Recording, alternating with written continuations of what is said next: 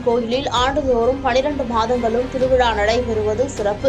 இதில் சித்திரை திருவிழா, திருக்கல்யாண வைபவம், தேரோட்டம் மிகவும் சிறப்பு வாய்ந்தது. அதேபோன்று மார்கழி மாதம் தேய்பிறை அஷ்டமி தினத்தன்று நகரின் வெளி வீதிகளில் நடைபெறும் அஷ்டமி சப்பர திருவிழாவும் பிரசித்தி பெற்றது. இத்திருவிழா உலகில் உள்ள அனைத்து ஜீவராசிகளுக்கும் இறைவன் படியிழந்த லீலை முத்தாய்ப்பானது. இந்த விழா அன்று சுந்தரேஸ்வரர் பிரியாவிடையுடனும் மீனாட்சி அம்மன் தனியாகவும் சப்பரங்களில் எழுந்தருள்வர். இதில் மீனாட்சி அம்மன் சப்பரத்தை பெண்கள் மட்டும் இழுத்து வருவது தனி சிறப்பாகும். அப்போது இறைவன் அனைத்து உயிர்களுக்கும் படியெடுப்பதை விளக்கும் விதமாக அரிசியை வீதிகளில் போட்டு வருவார்கள். பக்தர்கள் கீழே சிதறி கிடக்கும் அந்த அரிசியை சேகரித்து வீட்டில் வைத்து வேண்டிக் கொண்டால் அள்ள அள்ள அன்னம் கிடைத்து பசி எனும் நோய் ஒழியும் என்பது நம்பிக்கை. அதனால் பொதுமக்கள் அரிசியை ஆர்வமுடன் சேகரித்து வழிபட்டு வருகின்றனர்.